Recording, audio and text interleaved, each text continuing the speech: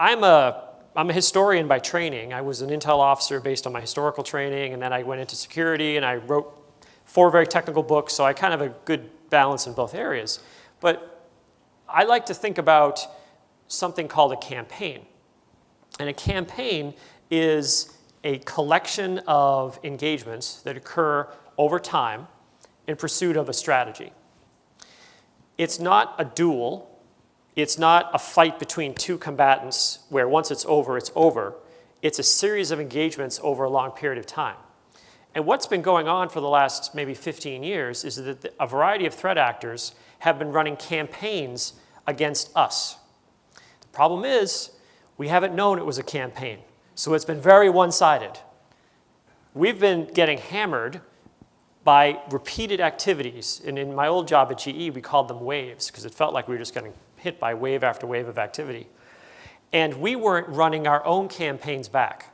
One of the ways I think about this is phishing, internet-facing attacks, insiders, and physical access. You could think of those, although those are tactics, but you could think of each one of those as being run by a core as part of a campaign to achieve an objective, which is to get into your environment, steal your data, perhaps destroy data, whatever the objective might be. So each one of those is mutually supporting. So if you find a phishing campaign and you manage to shut it down for now, they're still going to be running an internet-facing campaign against you. And if that doesn't work, they might send an insider against you. And if that doesn't work, they might try to do something physical. When I was CSO of Mandiant, we saw very little in the way of direct frontal internet attacks against us because we were instrumented to the nines with everything I could think of, and all my friends worked at the company. And so what did they do? 2 things. They sent people straight at us, and they tried to get their engineers hired in as to become our engineers. So we would get resumes that looked very suspicious, and I would bounce them off against my friends in the intel community, and they would say, yeah, they've been trying to get these guys hired into a bunch of different software companies, because that's the best way to steal if you can't get in these other ways. So this idea of the adversary running a campaign against us and we're not recognizing it, that is what I think has made them so successful over time. So what we need to do is to think in terms of campaigns against them. So that it becomes not I think it was Francis who mentioned the CEO who said, security for me is like locking the door and then walking away. That's a static view of the world that ended up getting rectified by breach and all of that. You need to have a campaign mentality that's iterative and recognizes that you may win today, but tomorrow you may have a problem, so you need to be ready for that.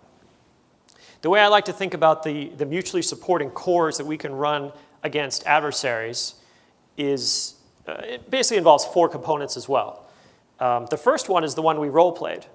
The idea that there is someone on the outside who can help you, whether it's a federal authority or a state authority or a local authority or a security company or partners in your industry.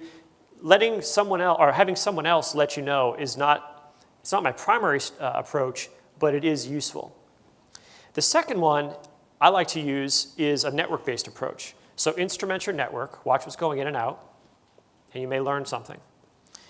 The third one is to use logs. So all the devices you have in your organization are putting out logs. There's all different ways you can analyze that data and find out what's happening. And then the fourth one is to use instrumentation of endpoints. So looking at memory, artifacts, all that sort of thing. Any one of those things can be useful on its own, but it's when they provide mutual support that I think is most effective. So if you have an adversary who's running a campaign against you and you're running your own campaign back, now you have a chance. And the chance comes down to this. If you define success as never being hacked, in other words, no one ever gets into your environment, there is no organization in the world that can do that.